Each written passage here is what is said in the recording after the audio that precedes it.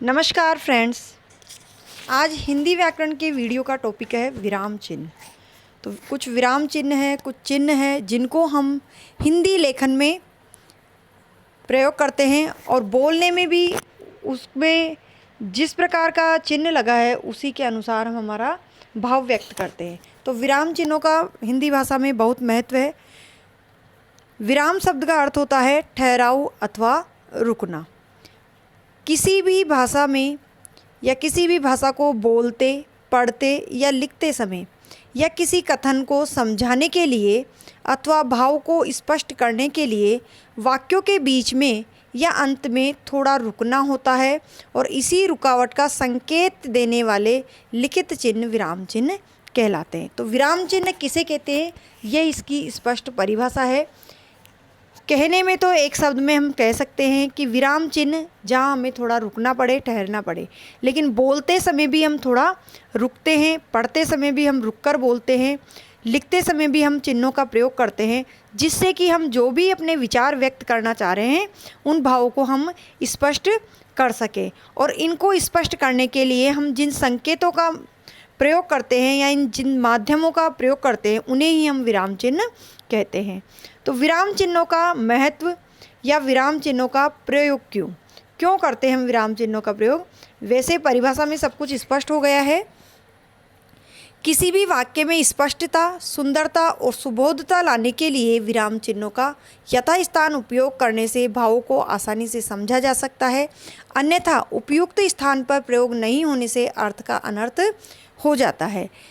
तो सीधी सी बात है कि विराम चिन्हों का प्रयोग हम अपने भाव को स्पष्ट रूप से किसी को कह सके और जो लिखावट है उसमें भी एक सुंदरता आ सके, ताकि कथन में क्या कहना चाह रहे हैं इस बात को सामने वाले को बता सके। इसमें सरलता, सुबोधता आ जाती है विराम चिन्हों को लगाने से।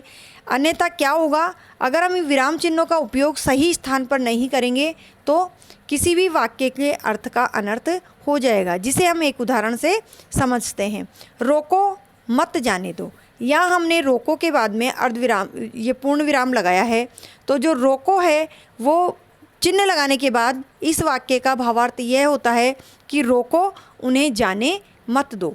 लेकिन इसी लाइन को हम लिखें और जो चिन्ह है उसका प्रयोग हम किसी दूसरे स्थान पर करें तो उसका अर्थ ही बदल जाता है। रोको मत, यहाँ हमने कोमा यानी कि जो अल्प विराम है वह लगाया है और बाद में जाने दो। शब्द वही है, एक वाक्य में जितने पद या शब्द हैं दूसरे वाक्य में भी उतने ही पद या शब्द है, लेकिन विराम चिन्ह का अलग अलग जगह प्रयोग किया गया है जिसमें उन दोनों वाक्यों के अर्थ भी अलग अलग है। एक वाक्य में तो रोकने की बात की गई है, जबकि दूसरे वाक्य में रोकने की बात को मना किया गया है, यानी रोको मत जाने दो। तो इस प्रकार से हम समझ सकते हैं कि विराम चिन्हों का प्रयोग बहुत ही महत्वपूर्ण है।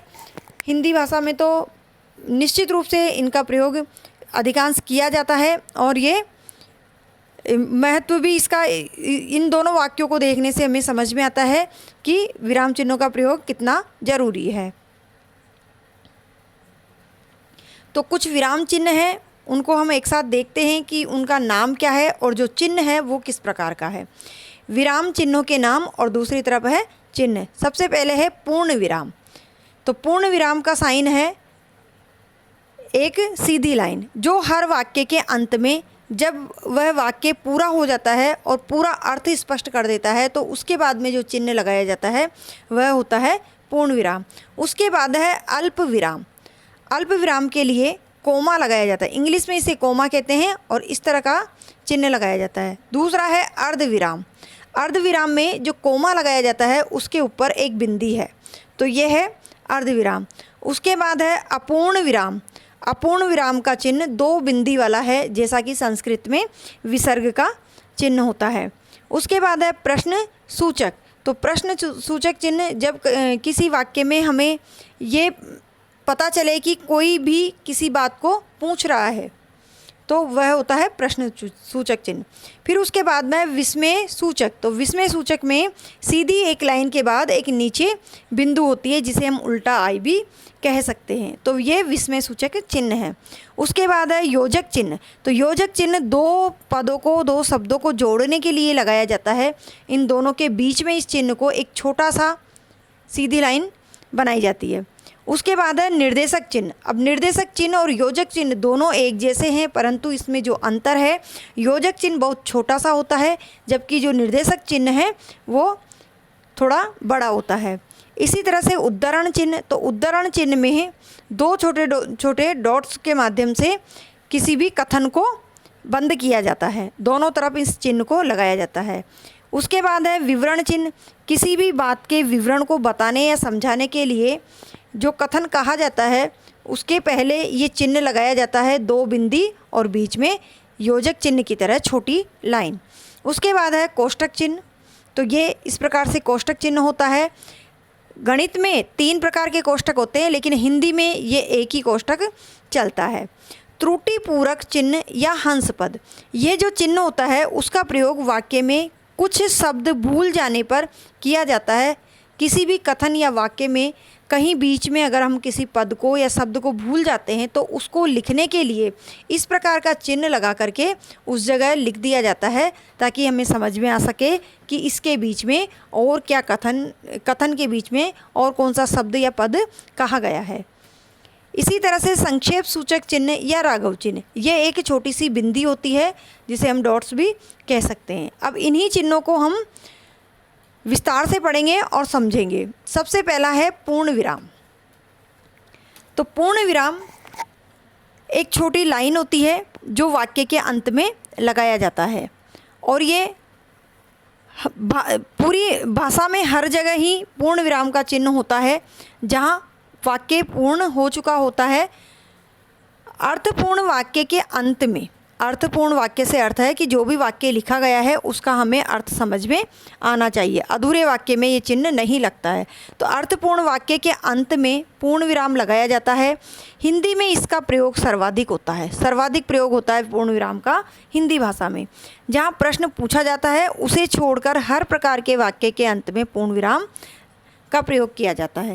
यानी पूर्ण विराम वाक्य के अंत में लगाया जाता है और वाक्य के अंत में ही प्रश्न सूचक चिन्ह भी लगाया जाता है। तो जहाँ प्रश्न सूचक वाक्य है उस जगह को छोड़कर बाकी सभी वाक्य में पूर्ण विराम लगता है, चाहे बीच में वाक्य के बीच में अन्य कोई भी चिन्ह आ जाए, लेकिन अंत में जब वाक्य पूर्ण हो जाता है तो वहाँ पर पूर्ण विराम चिन्ह लगाया जाता है। जैसे भारत मेरा देश है, यहाँ ये लगा हुआ है पूर्ण विराम चिन्ह। इसके अतिरिक्त और कहाँ पूर्ण विराम लगता है? काव्य में चरणों के अंत में। कोई भी काव्य की जो दोहे हैं, सोरठा है, किसी भी तरह का काव्य हो, उनके चरणों के अंत में पहली लाइन में 1 और दूसरी में 2 पूर्ण विराम लगाए जाते हैं।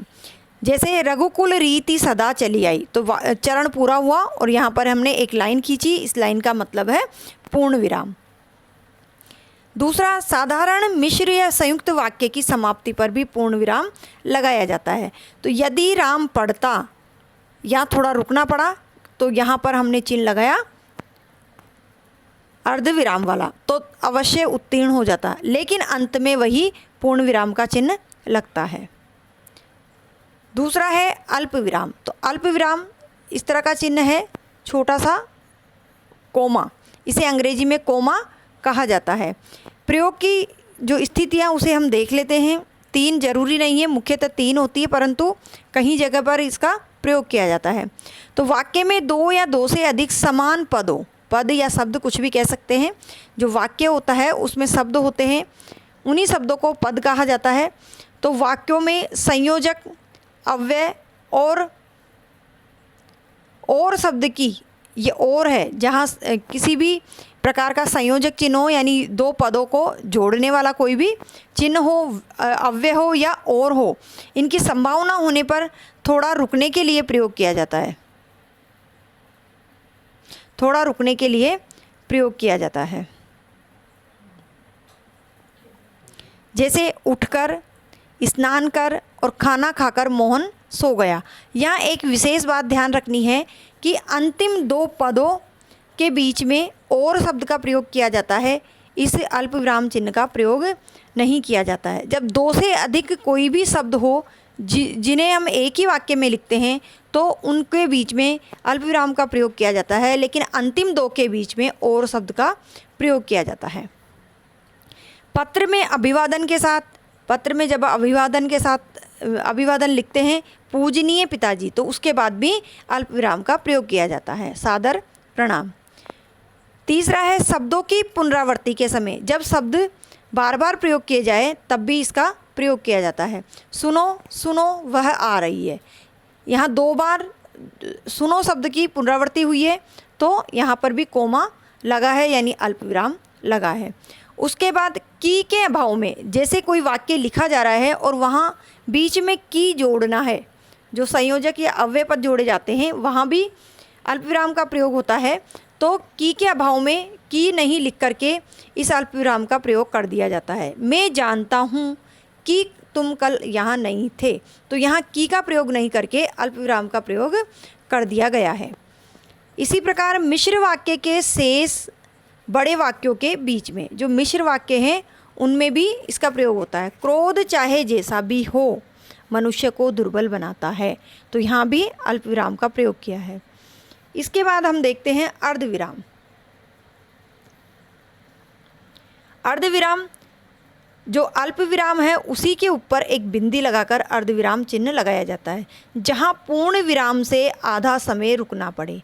तो कहाँ लगाया जाता है? जिस प्रकार से वाक्य खत्म होने पर पूर्ण विराम लगाया जाता है, जो पूर्ण विराम वाला चिन्ह लगता है उस समय जब वाक्य हम ख़त्म करते हैं बोलने के बाद, तो जितना समय लगता है दूसरी बात बोलने के बीच में, तो उससे आधा समय जहाँ रुकना पड़े वहाँ अर्धविराम लगता है। अंग्रेजी में इसे सेमी कोलम कहते हैं। अर्धविराम का प्रयोग अक्सर विकल्पात्मक रूप में भी होता है, विकल्प के रूप में भी अर्धविराम का चिन्ह होता है, और विपरीत अर्थ प्रकट करने के लिए भी अर्धविराम का चिन्ह होता है। भगत सिंह नहीं रहे, अमर हो गए, ये विपरीत है, विकल्प है, यहाँ विपरीत है, तो विपरीत अर्थ देने वालों में भी वाक्य में बीच में अर्धविराम का प्रयोग किया जाता है। जो पेड़ों को पत्थर मारते हैं वे उन्हें फल देते हैं, यहाँ भी विपरीत बात की गई है। जो पेड़ों को पत्थर मारते हैं उन्हें वह फल देते हैं। जब एक ही प्रधान उपवाक्य पर अनेक आश्रित उपवाक्य आश्रित हो तब भी अर्धविराम का प्रयोग होता है। सूर्योदय हुआ, अंधकार दूर हुआ, पक्षी चहचहाने लगे, चहचहाने लगे।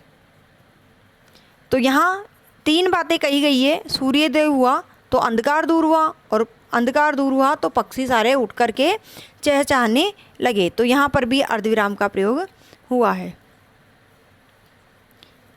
अपूर्ण विराम, तो अपूर्ण विराम जहाँ 2 बिंदी लगाई जाती है।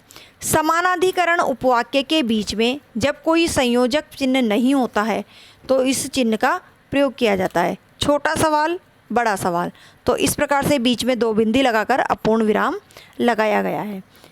अब देखते हैं प्रश्न सूचक चिन्ह। प्रश्न पूछने वाले वाक्य के अंत में पूर्ण विराम के स्थान पर प्रश्न सूचक चिन्ह का प्रयोग किया जाता है। हम जानते हैं हिंदी भाषा में ज़्यादातर पूर्ण विराम का प्रयोग होता है, लेकिन जहाँ प्रश्न सूचक वाक्य है तो वहाँ पर प्रश्न सूचक चिन्ह का प्रयोग किया जाता है। जैसे जहाँ प्रश्न पूछे जाए एक तो वहाँ होता है, दूसरा जहाँ स्थिति निश्चित हो, निश्चित स्थिति पूछी जाए वहाँ होता है, और व्यंग्योक्तियों के लिए भी प्रश्न सूचक चिन्हों का प्रयोग होता है। जैसे कल आप कहाँ गए थे, प्रश्न सूचक है तो यहाँ प्रश्न सूचक चिन्ह का प्रयोग किया। आप शायद यूपी के रहने वाले हो, यह भी प्रश्न है। कल आप कहाँ थे, आप क्या कर रहे हो, इतने छात्र कैसे आ पाएंगे, तो सभी में प्रश्न पूछे गए हैं, इसलिए अंत में पूर्ण विराम नहीं होकर के प्रश्न सूचक चिन्हों का प्रयोग हुआ है। संबंध बोधक या विस्मयादि बोधक चिन्ह। अब हम देखते हैं विस्मयादि बोधक चिन्ह के बारे में। जब किसी को पुकारा या बुलाया जाए, जब किसी को पुकारा या बुलाया जाए तब विस्मयादि बोधक चिन्ह का प्रयोग होता है, और सभी चिन्ह बीच में या अंत में होते हैं, परंतु एकमात्र यही चिन्ह है विस्मयादि बोधक जो वाक्य के प्रारंभिक शब्द के बाद होता है। मोहन इधर आओ। हर्ष, शोक, घृणा, भविष्य आदि भाव के सूचक शब्दों के साथ भी वाक्य के अंत में नहीं होता है। ये वाक्य में विस्मयादिबोधक शब्द का उस चिन्ह का प्रयोग होता है। वाक्य में वाह खूब खेले, तो वाह के बाद विस्मयादिबोधक, और विस्मयादिबोधक चिन्ह होता है एक लाइन के नीचे एक छोटी बिंदी। हे ईश्वर सबका भला करो, यहाँ इच्छा शक्ति है तो हे ईश्वर सबका भला करो। शाबाश तुमने गांव का नाम रोशन किया, तो खुशी जाहिर करने के लिए भी और शाबाशी दी जाने के लिए भी विस्मयादिबोधक चिन्ह का प्रयोग होता है। छी कितना गंदा बगीचा है, तो छी के बाद में विस्मयादिबोधक चिन्ह का प्रयोग। यहाँ घृणा की गई है। सुनो रमेश पास हो गया, यहाँ संबंध और आवाज़ लगाई गई है, बताया गया है। जब बताया जाता है तब भी होता है। हाय राम ये क्या हो गया, यहाँ दुख प्रकट किया गया है और हाय राम शब्द के बाद विस्मयादिबोधक शब्द का प्रयोग हुआ है। दुष्ट को धिक्कार है, तो दुष्ट के बाद, तो इस प्रकार के वाक्यों में विस्मयादिबोधक शब्द का प्रयोग हुआ है। आज की वीडियो में इतना ही। इसके बाद अगले वीडियो में हम बाकी के जो विराम चिन्ह हैं उनको लेकर आएंगे और उन्हें भी हम विस्तार से बताएंगे। तो वीडियो आपको पसंद आया हो तो प्लीज़ वीडियो को लाइक करें, शेयर करें और चैनल को भी सब्सक्राइब करें।